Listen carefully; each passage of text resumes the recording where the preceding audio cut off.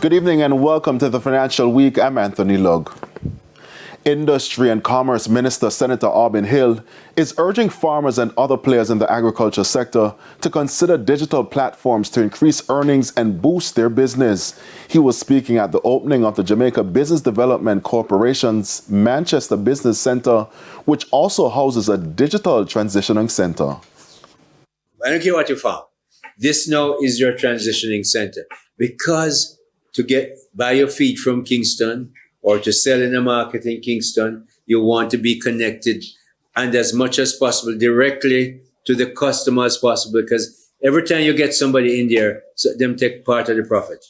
He says the Digital Transitional Center is a strategic move to equip rural entrepreneurs with the tools needed to improve their business, particularly with exports. Find other people who will buy our products and services, and that means overseas markets. And that's where the digital tools come in to help you. And sometimes you have to travel to make sure you develop those markets.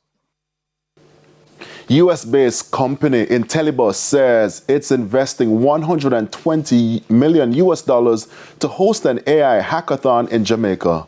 Founder of Intellibus, Aditya Ed Watal, says the event will bring together over 500 participants. These participants will develop real-time AI-driven solutions to tackle real-world issues. This is the time in history, a moment where we can empower everybody with the power of AI to solve what we call somebody else's problems, because they are real-world problems and they exist. For example, something as simple as a pothole on the road. Now, we can complain about it or we can do something about it.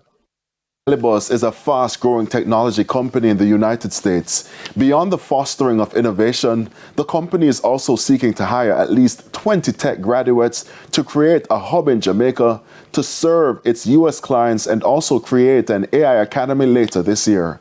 Among the competitors vying for the $5,000 grand prize is Serene Morris, a student at the University of Technology.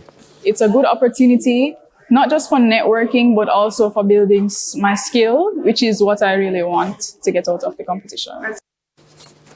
The JSE index advanced by 264 points, while the junior market index advanced by 33 points.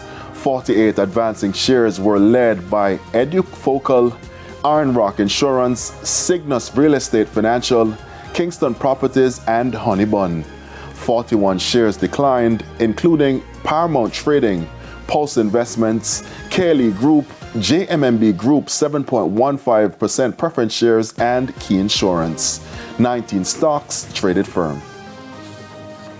Foreign exchange trading closed the week with the US dollar being sold for an average $157.31. The Canadian dollar is being sold for $110.09. The pound is going for $206.49, while the euro is selling for an average $174.25. And that's the Financial Week. I'm Anthony Lugg. News from overseas and the bite of the week after the break.